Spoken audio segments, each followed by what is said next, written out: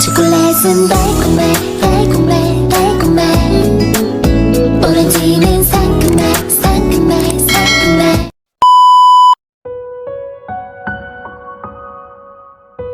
Nasa veranda ako ng kwarto na makita ko si Gio papalapit sa kotse niya. He's leaving, I guess, pero di pa siya nakakapasok nang mapatingin siya sa gawi ko. Hindi ko alam kung magtatago ba ako o ano, but it's too late to hide. He already saw me watching him.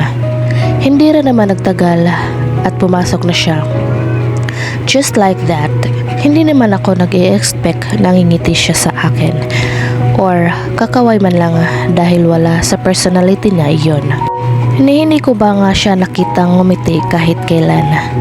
Pinanood ko lang na umalis ang sasakyan hanggang sa mawala na ito sa paningin ko. Kaya lang naman ako nandito sa veranda dahil lumalanghap ako ng sirawang hangin. Amoy lang naman ng hospital ang naaamoy ko for almost a month. At sa tingin ko ay napakahaba na ng pahinga ko sa hospital, kaya ayaw ko matulog o magbukmok sa malaking kwarto na ito. I might go downstairs and have talked with someone. Kung sino man ang nasa baba, kahit pati yung naka-men in black with guns, makikipagtsikahan ako. Pwede ko ring tanungin sila kung bakit ganun sila karaming nagbabantay sa mansyon na ito. This is the new me, yung pakiramdam bang gusto ko laging may kausap. That 1 month, ang tanging nakakausap ko lang kasi ay ang 3 doktor na inoobserbahan ako. Si Ate Sav, minsan naman sila ni Tita at Mr. Grims kung nandun sila. I knew I've changed thanks to them. Bumaba na ako. Magpapaliwanag na lang ako kay ate, mamaya ako makita man nila akong hindi nagpapahinga. Nakita ko naman ang 4 na nagagwapuhan sa sala. Hindi ko maigpakakaila. All of them have their looks that can make all women stop and stare, including me. Pero Gio is more handsome for me. Ngayon ko lang na-appreciate ang lahat. The treatment really helped me a lot. Kahit nakapapanibago, it's like mapapatanong na lang ako sa sarili ko if this is me or some possessed me. Yo, Miss Watson. It was Levi. Nagtingin na naman ang lahat sa akin. Ngumiti ako ng tipid tapos naglakad papalapit sa kanila. May kailangan ka ba, Miss Watson? Tanong ni Joey. Salamat, I said. Nakita ko naman ang mga mukha nilang naguguluhan. Sa lahat ng ginawa niyo para sa akin, I added, I just wanna say thank you kahit na hindi maganda ang unang encounter namin. Yun ba? Wala yun, Miss Watson. Harvey. And we can't say no to orders, you know. Tapos nagtawanan kami. Gets ko naman, baka utos ni Gio. Maupo ka, Miss Watson. Joey. Tumango ako at umupo sa pang-isahang upuan. Lahat naman sila nakatingin na lang sa akin. Baka nagtaka sa inaakto ko. Dahil ibang-iba talaga ako dati. Huwag niya akong tawaging Miss Watson. Napaka-formal naman. Venice o Italia na lang. Nakakahiya kasi. Kanina pa nila ako tinatawag na Miss Watson. Sure, Italia. Levi with his high-pitched voice. Tumango na lang ako at napangiti. Anong ginagawa niyo? Tanong ko. I wanna join kahit feeling close lang. Wala naman, katatapos ko lang kasi naming manood ng movie. Turo niya sa flat screen. Sayang, di mo napanood pero pwede namang manood ulit tayo kung gusto mo, Levi. Wala namang sinabi yung iba. Hindi na, nakakahiya naman. Okay, Levi, not certain what to say. Okay lang talaga, ngumiti ako. So, anong gusto mong gawin? Si Harvey ulit. May tatanungin lang ako. Go on. Kaano-ano nyo si Gio? Kumunot naman ang noo nilang lahat. Gio? Sino? Ako naman ang nakunot ang noo. Si Juvel?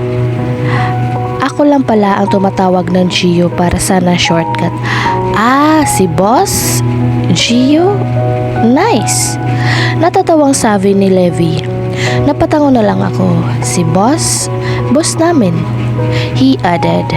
So, employees niya kayo? Something like that? Hindi makapaniwalang tanong ko. Nagtawa na naman sila. Well, except from Charles na kanina patahimik. Parang gano'n na nga. Pero bakit nandito sila? Hindi ba dapat nasa pinagtrabahoan silang apat ngayon? Umalis na nga ang boss nila eh. Pero baka naman it's an order from him na maiwan mo na sila dito. Tama ba? Baka ganun nga. At ang trabaho niyo ay we're part of the Hindi na naituloy ni Harvey ang sasabihin niya when he's cut off by Charles. Don't mind them. Jovel is a close friend. And he glared at Harvey. Itinaas naman ni Harvey ang dalawang kamay na parang sumusuko. Kanina ang sabi boss, tapos ngayon close friend. I just nodded. Natanong ko na kasi bakit may baril sila. Hindi ko pa rin makakalimutan yung una na may pagkikita. They're all scary with guns. Lalo na nung tinutukan ako ng baril. Ilang beses ko rin nakita si Gio na may baril. Bakit kaya? Pang self-defense? Napalingon naman kami sa likod ng may tumikhim, si Mr. G. Ngumiti naman siya sa akin when he saw me with this drop-dead courageous man. Can I have a sec with you, Charles? Baling niya kay Charles. Tumayo lang naman siya at tumangot. As kiss as boys and Italia. Tapos tumalikod na silang dalawa paakyat sa itaas. Ano kayong meron? Tanong ni Levi. Don't know. Joey. Daya naman, ba't siya lang ang tinawag? Si Harvey at napasandal na lang. Bakit ganun? I asked without of the blue. Pardon? Bakit ganun siya? Si Charles, parang yung kaibigan niyo lang na si Gio, parang masungit. Humalakhak naman ang tatlo. Nasalahi nila, tapos tumawa ulit. What do you mean? They're cousins, kaya huwag ka na magtanong kung bakit parang pareha silang bato. Kaya pala. Mabuti na lang at hindi kayo nagmana. I tried to throw some jokes. Siyempre, dapat ang gwapong katulad ko ay hindi tutulad sa kanila. Nakakatanda kaya ang hindi pag-smile. Umiling-iling pa siya. Napataas naman ang kilay ko mentally. Consciented pala ang isang to. Ako rin, si Harvey naman. Nako, idol na naman ako. Pang-aasar ni Levi. Ha? Ikaw? Manigas ka, uy. Pagpasensyahan mo na ang mga utak bata. Si Joey naman ngayon ang nagsalita. Nagsalita ang gurang, sabay na sabi nung dalawa. Grabe, I never thought they could be like this. Ang gaan ng loob ko sa kanila. How I wish ganito rin si Gio. Pero malabo atang mangyari yun. May tatanungin pa sana ako when Gio's phone rang. Agad naman niya itong kinuha sa jeans pocket niya at tumingin siya sa dalawa. Excuse me. Paalam niya at lumayo ng konti sa amin. Yes, Mr. Grimes. Rinig kong sagot niya sa caller, thought mahina lang yon. Yes, we're just having a conversation. Yes, of course. No. Copy that. And he's making his way towards us with a big smile. Hanep? Anong kailangan niya this time? Pang-uusisa ni Levi. Joey just shook his head. Mabuti naman at ito na talaga ang totoong tumatawag pa. Pahinga. No mission, no act. Fuck. What the hell is wrong with you two? Pinatukan kasi ni Joey si Harvey at sinipa naman siya ni Levi sa binte. That hurts, man. He added. Tapos sabay hima sa batok at legs. Shut the fuck up, bro. Daldal mo, Levi. Wow, nagsalitang hindi. Tamang na nga yan, sigaw ni Gio. Tumingin siya sa gawi ko. Sorry for that, Miss Italia. Okay lang. Ngumiti ako na tipid ngunit agad na napawi iyon. Tapos naramdaman kong kumirot ang ulo ko. Face of people were trying to get in my head. I just closed my eyes. I found myself in the middle of nowhere. Dark, cold. It's raining hard. It's dark cause I'm wearing an eye mask. You definitely know what we are going to do this time, don't you? The man's voice boomed. Yes, sir. Sumugod ang lalaking umamba ng suntok, pero nakailag ang babae. Nakailag ako. Ako ang babaeng nakapiring. Nagpatuloy lang ang paglalaban ng dalawa. Pantay lang sila ng lakas at bilis. They're all professional fighters. I couldn't believe I can do this. What am I? Who am I? You're one of the hell good, Vinny, sabi ng lalaki. You cannot take off your mask and see my surprise. I took off the eye mask at nakatapat sa akin ang isang susi. I have a gift for you. Oh my. Are you freaking serious about this, Zaki? The man who looked like Theo James just nodded. But this is for what? He shrugged. Go and see it for yourself. How can I do that? ABM Building, Room 401. I think I had an idea already. Oh my, you brought me a condo? Well, niyakap siya. You're hugging me tight.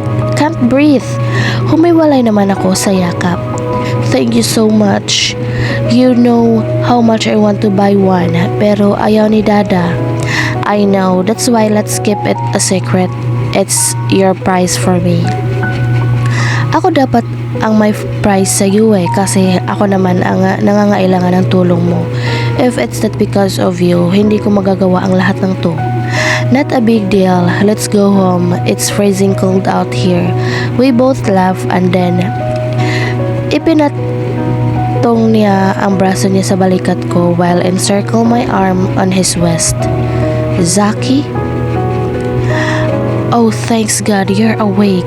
Inilibot ko ang tingin ko na sa kwarto ako. Si Ate Sav, Livy, Harvey, and Gio were here. What happened? I passed out? Kasi the last time I remember, I was in the living room talking with Livy and friends. Pero, bakit napunta ako dito nang hindi ko man lang alam? Or was it just a dream? You were... Ano nangyari? Tanong ni ate. I saw myself fighting.